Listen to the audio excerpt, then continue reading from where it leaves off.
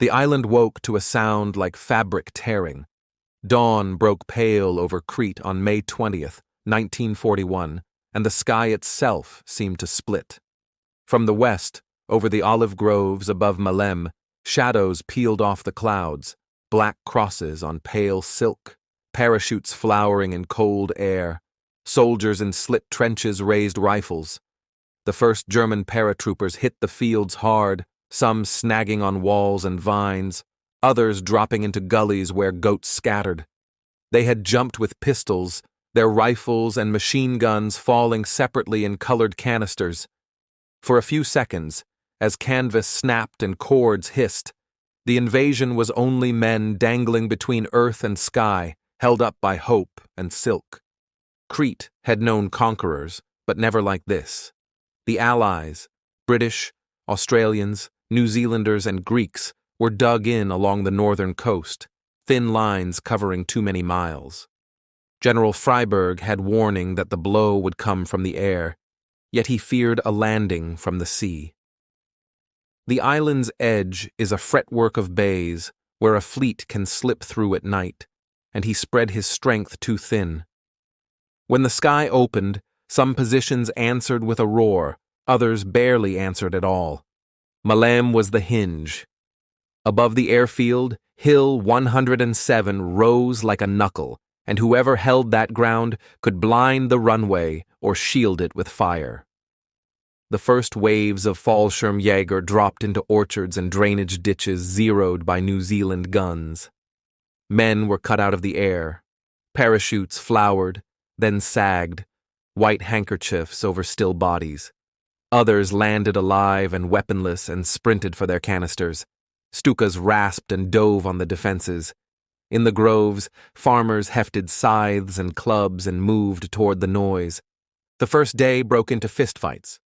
At Chania, the defenders traded shots with men in field gray. At Rethymno and Heraklion, parachutes fell among warehouses and the broken teeth of old forts, and the defenders slammed them hard into stone. When dusk took the color out of the fields, much of the island still held. German radios crackled with doubt. The surprise had bled out over terraces no map could name. Night brought a decision that would echo. On Hill 107, the New Zealanders, bomb-stunned and unsure of their flanks, pulled back a little to straighten a wobbled line. It was measured in yards, but the crest was the key. With morning, the Germans found emptiness where fire had been and slid forward like water. By noon, Malem, pitted and scarred, belonged to them. Transports droned in low with fresh troops and ammunition. A plan that had shuddered at the start suddenly found a running stride. Once the airfield opened, the battle tilted. German planes owned the daylight, pecking at every convoy on the road and every gun dragged across a ridge. The Royal Navy kept enemy craft out and paid for it under Stuka attacks, destroyers and cruisers bitten by bombs, decks slick with fuel and fear. Sailors, who had never seen Crete's interior, learned its coastline by heart. On land, the paratroopers who had crawled out of orchards and ditches stiffened into lines. They were not the gods their posters promised. Many were boys, burning on doctrine. Attack, attack, attack. New Zealanders counterattacked with bayonets. Australians swore through clenched teeth. Greeks in threadbare tunics made their shots count. Cretan civilians, old men with flintlocks, women with knives, boys hardly shaving, fell upon isolated paratroopers, and the war turned personal.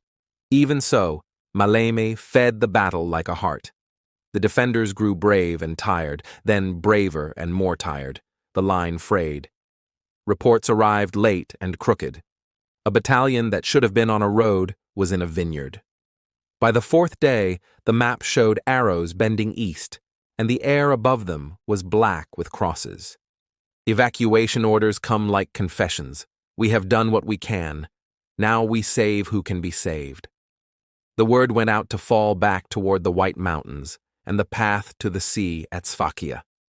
Columns wound through gorges at night to keep the plains blind. Guides walked barefoot to feel the truth in the stones.